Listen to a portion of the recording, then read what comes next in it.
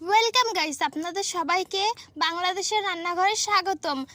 মায়ের হাতের রান্না যেমন রান্নাঘরের কদর তেমন। আজ আমরা বাংলাদেশের রান্নাঘরে বানাবো হলো গরুর গোশের মোমো।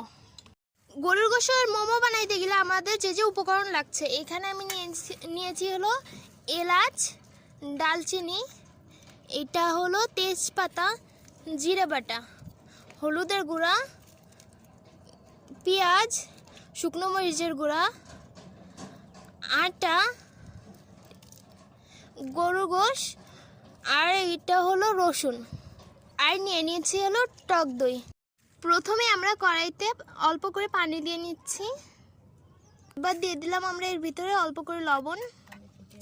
ফুটে আসলে এবার দিয়ে দেবো আমরা এর ভিতরে চালের গুঁড়া। আমরা এবার চালের গুঁড়োটা ঢেকে দেব। চালের গুঁড়োটা আস্তে জালে ঢেকে দিলে আমাদের এটা ফাটবে না। এখন আমরা এটা উঠিয়ে নিয়ে এবার এটা খামিরটা বয়েল করে নিব।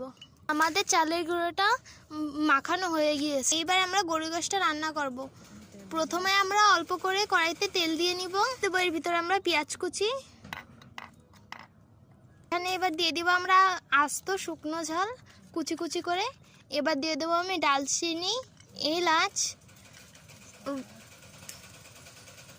জিরা, আমরা আলাদা বেটে নেব ভেজে।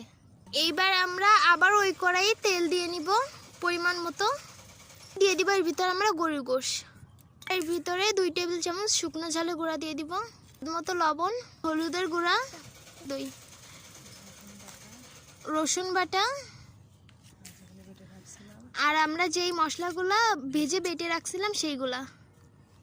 এইবার আমরা এটা অল্প একটু পানি দিয়ে সিদ্ধ হওয়া পর্যন্ত এটা আমরা রান্না করব। দেখেন আমাদের মাংসটা এখন সিদ্ধ হয়ে গিয়েছে। এখন আমরা এটা নামিয়ে ফেলবো। এইবার আমরা যে মোমোর শেপটা হবে সেটা করে নিব। আমরা আটা বেলে নিব।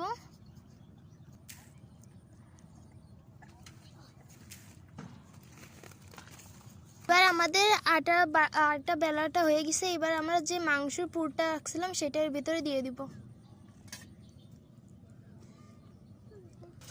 একইভাবে আমরা ঠিক 3টা মোমো করে নিয়েছি। এবার আমরা মোমোটা ভাপ দিব। এইবার আমরা মোমোটা ভাপ দেওয়ার জন্য হাঁড়িতে পানি নিয়ে নিয়েছি। তারপরে এবার আমি এই ছিদ্র পাত্রটা এর উপরে দিয়ে দিব। দিয়ে এবার এর পরে দিয়ে দিব আমি হলো কলার পাতা। এরপরে দিয়ে দিব এবার মোমো। পানি ফুটে গেলে এবার এর উপরে দিয়ে দিব আমি মোমো। এবার আমরা এটা ঢেকে দিলাম। এবার এটা যতক্ষণ না সিদ্ধ হচ্ছে ততক্ষণ আমরা এটা হলো জাল করব। এবার আমরা সিদ্ধ মোমোগুলো উঠিয়ে নিব। এই যে আমাদের হয়ে গেল গরুর গোশের মোমো। আমাদের এই রেসিপিটা যদি আপনাদের ভালো লেগে থাকে তাহলে আমাদের ইউটিউব চ্যানেলটা সাবস্ক্রাইব করে একটি লাইক দিয়ে যাবেন। আর আপনারা যদি লাইভ চ্যানেলে দেখে থাকেন তাহলে আমাদের চ্যানেলটা হলো ফলো করে যাবেন। আল্লাহ হাফেজ।